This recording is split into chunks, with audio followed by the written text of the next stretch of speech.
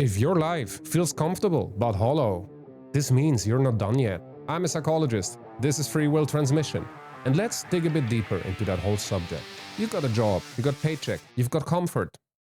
You come home from a long day of work, you collapse on your couch, you turn on Netflix and you order takeout. And repeat, and repeat, and repeat. On paper, you live a perfectly fine life.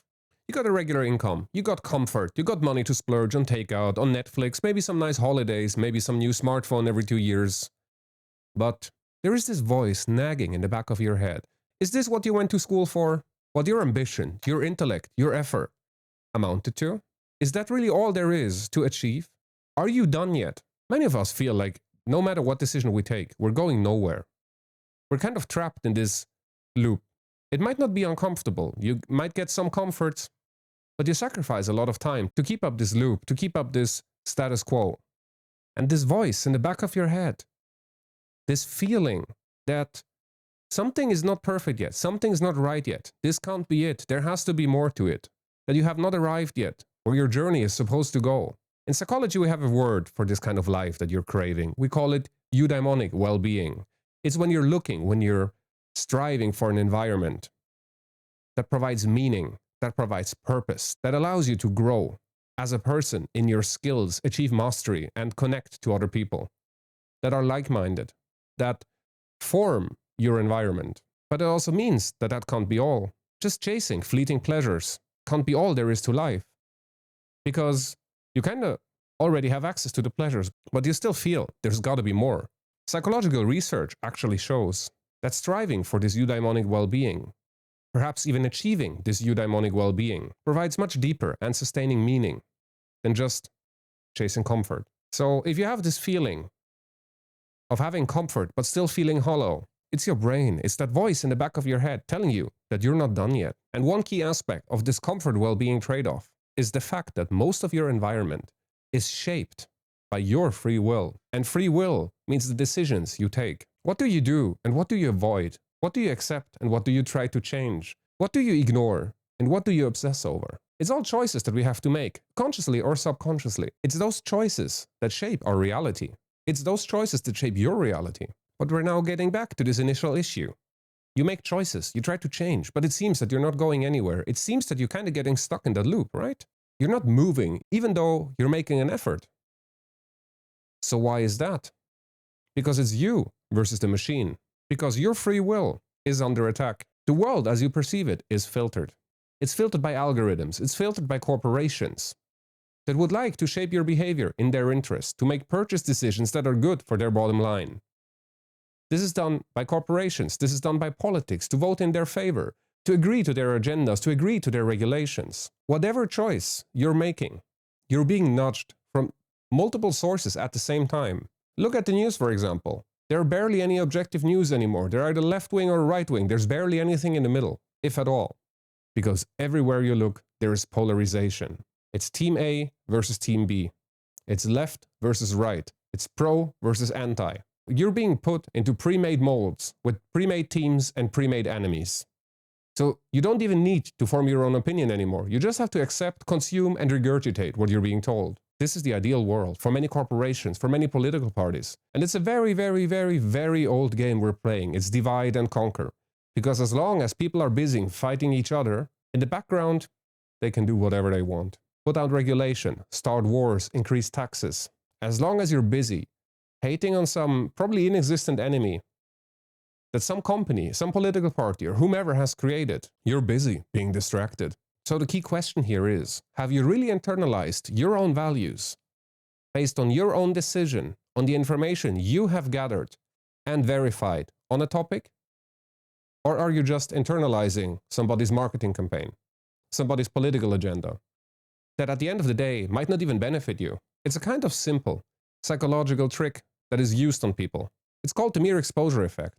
Basically, the more often you see something, the more often you hear something, the more often you're being confronted with something, the more often you're being told something, the more you're inclined to like it, the more you're inclined to believe it, because it starts becoming familiar.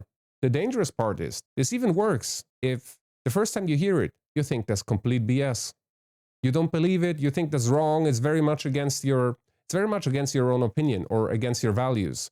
But the more often you hear it, the more familiar it becomes, and the easier it will become to convince you of it. Take, for example, a brand you see everywhere. Take McDonald's, or some fast food chain, or Starbucks, doesn't really matter. Even if you don't really like the food or whatever, it feels familiar, it feels safe, and maybe you weren't even craving McDonald's or whatever, but you just ended up there because it's a safe choice. You will not be disappointed. It's the same with messages that are repeated. If the message is repeated over and over and over again, someone you will believe it's true because so many people are repeating it, so many people are telling it, you've heard it so many times, it just can't be wrong, right? But that's exactly how propaganda works. That's exactly how you can get brainwashed. But that also obviously works with political slogans. Take whatever political slogan you want. You will hear it over and over and over again until you feel that it inherently makes sense.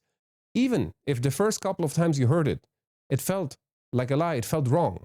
But you might be exposed to it so many times, so often, that you will just internalize this message subconsciously. So that will play into your decision making, into the law of familiarity, leaning towards decisions that feel familiar, that feel comfortable. Because your brain doesn't like uncertainty. Nobody likes uncertainty. Your brain equates things that you've seen often as good or true, even if you never actively made an effort to validate whether it's true or good, especially for yourself. Not even speaking like in general, not even speaking like objectively. And that's exactly how marketing, how politics, how corporate strategies work. You will choose the logo you've seen a million times over something you've never seen before, in most cases, especially if you have to decide quickly, when you don't have the time to make an informed decision. You will pick the product that rings a bell.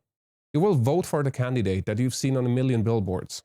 Overall, that's just because your brain hates the feeling of uncertainty more than it loves rationality. As long as you're under pressure, as long as you're stressed, and that stress doesn't just have to be work or something immediate.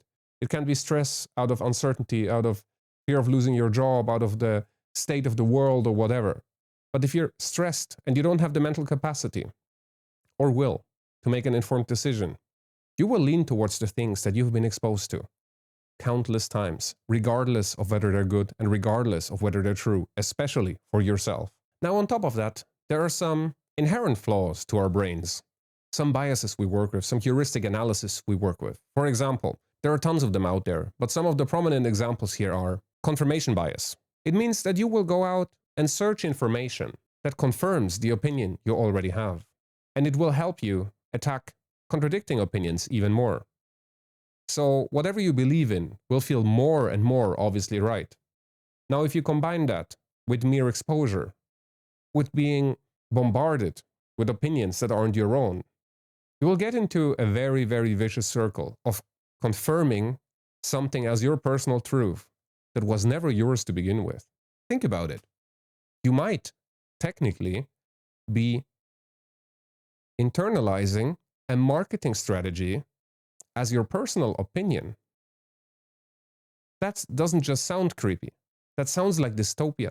Another one is availability heuristic. It means whenever you think of something, whenever you need an example of something, the first things that come to mind seem to be the most true, the most relatable in this situation. And your brain figures, obviously, they have to be the most true. They might even overshadow actual facts you read because you have this much more vivid counterexample. You might actually take anecdotal evidence over actual evidence.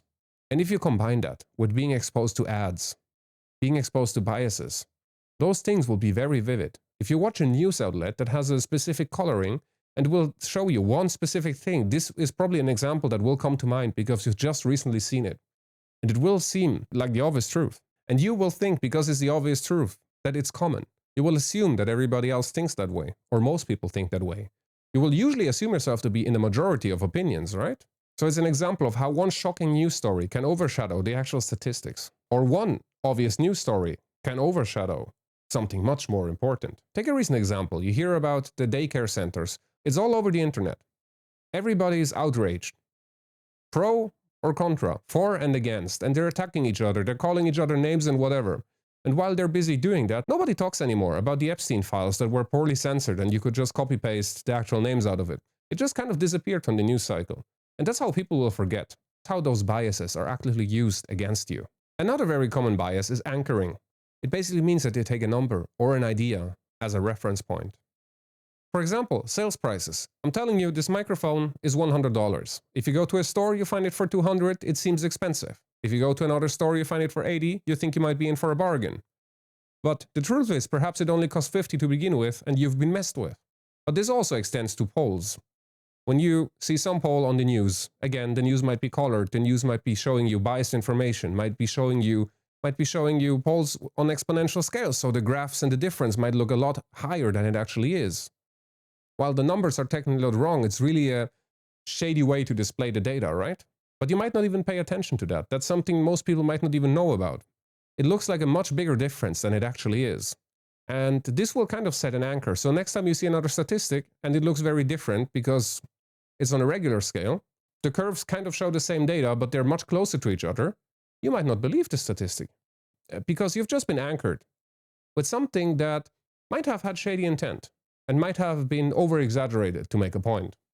And one of the last ones, and one of the ones that humans tend to tap in very often, it's called the affect heuristic.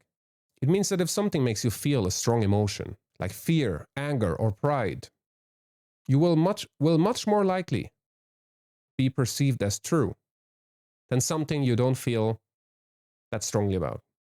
And the problem here, again, is being exposed to so many things, so many biases, so many pieces of selective information to shape your opinion, to shape your feeling, to shape how you perceive a certain topic. It's very easy to make people become emotional on certain subjects. For example, take a documentary and pay attention to the music in the background.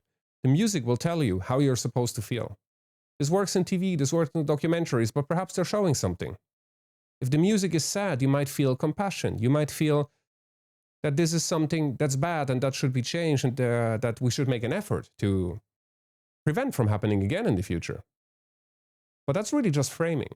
So things that give you stronger emotional reactions will seem a lot more true and will seem a lot more important than things that don't evoke that feeling, it don't evoke that reaction. Even though, objectively speaking, they might not be true, or they might not be as important as you think they are, or as you feel they are, actually. And the sad part about those heuristics and biases is that the news outlets know exactly how those work. Social media runs on that. It's how you stay glued to the screen. It's how you get your dopamine hits. It's how you express anger, how you farm engagement from people. It's why clickbaiting and rage baiting works so well. And marketing departments are also very, very aware of this fact. That's exactly how you get caught. That's exactly how they drag you in. So you're not just consuming information. You're being shaped by repeated, emotionally loaded and biased information that you're exposed to over and over again. And this will have a big impact on your decisions. This is how our free will, our ability to make truly informed decisions, is being attacked 24/7. Whenever you open a phone, whenever you check the news, whenever you turn on your TV, it's those biases, it's those narratives that are everywhere, in every TV show, in every news outlet. But why would this free will be important?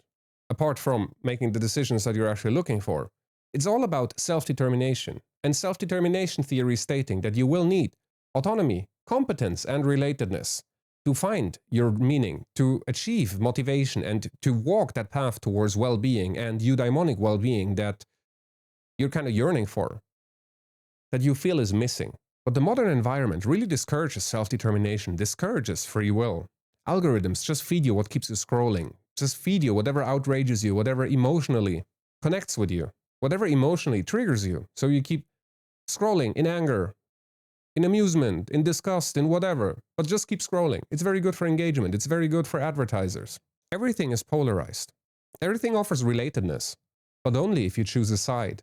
Only if you fit into pre-made molds with pre-made enemies and pre-made truths that you can repeat over and over and over again. You're part of something. You can feel connected to people.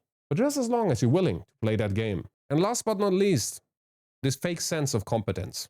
The modern work environments that mimic competence, that make you feel like you've mastered something. But if you're truly looking at what you're doing, you're just repeating the same task over and over and over again without the ability to grow, without the ability to form the life you wanted to, sacrificing so much time to meet some company goal, some company margin that you will never truly profit off. And those are attempts to control your motivation, to make you fall in line, to play this game that is not your own. Your choices will be driven by pressure, fear, and guilt, rather than being made out of an autonomous choice. So whenever you make a decision that you're not 100% happy with, ask yourself, why? How did you come to that conclusion? Where did the information come from? Ask yourself, did you truly make this decision out of your free will? Especially if you have this feeling that this decision might not be 100% what makes you happy, where you should go, and it doesn't feel 100% right. Are you sure you've made this decision freely? Or have you just internalized somebody else's script to the point that it feels like your own voice and you're just regurgitating narratives that aren't your own? And this might sound paranoid, but it's about awareness, because you can't exercise free will if you can't see the hands that are pulling the strings. So if you make important decisions on career, on finance, on family, on life, pause for a second and make sure where your information is coming from. If you take off your team jersey, if you leave this team, if you leave this opinion, if you leave this group, will you still make the same decision? Will you still feel the same way about it? And last but not least, are you being emotionally hijacked? Is this decision driven by desire to belong, fear, or some other sort of pressure? Or is it driven out of your own self-determination, out of your own motivation? And by answering those questions, or at least examining those questions, or at least giving those questions a thought, it's how you start filtering out the noise. It's how you start truly exercising your free will and kind of getting rid of pre-made opinions that so many people regurgitate all over social media, all over the real world, actually. And here, psychological research is pretty clear. When we act from autonomy, from alignment with our values, from what we truly want and believe in, we perform better, we show higher resilience, and ultimately, we have much more well-being than if we just give in to pressure, give in to somebody else's game. So this has been kind of abstract. So how would you practically do that? A few easy steps are diversifying your information sources. Don't just go with one outlet, one app, one person. See what else is out there. See what contradicting opinions you can find, and really try to get all the information you can to make up your mind. It will help you puncture the echo chamber. Another way is to take decisions slowly. If something feels very familiar or emotionally charged, step back for a moment, let it rest, and revisit it once you feel you have a much clearer mind to look at it. At least sleep on it. So it will kind of help you escaping the default choice. And make sure to define your own metrics for success that are not money, that are not comfort, but that are meaning, that are growth, that are a feeling of you are where you're supposed to be. And you will begin to notice that the more you see how everything around you is trying to influence you, the less successful it will be. And you will see that your free will is still there. It might be buried under all the scripts and narratives you've been force-fed, but you can dig it out. You can turn that spark, that ember, that voice that is telling you that this can't be it, into a driving force that provides meaning, that provides well-being, that provides eudaimonia to your life, regardless of what the news, politics, corporations want you to believe. And this is how we can reach eudaimonia. This is how we can exercise our free will and reach the life and satisfy this voice that tells us that this can't be it. If you're still watching, thank you very much. I appreciate it. Please leave a comment if you feel something didn't make sense, if you don't agree with something, if you have an example to share, if you have a personal situation to share. And I would really appreciate if you subscribe to the channel if you haven't already. And thank you very much for listening to this free will transmission.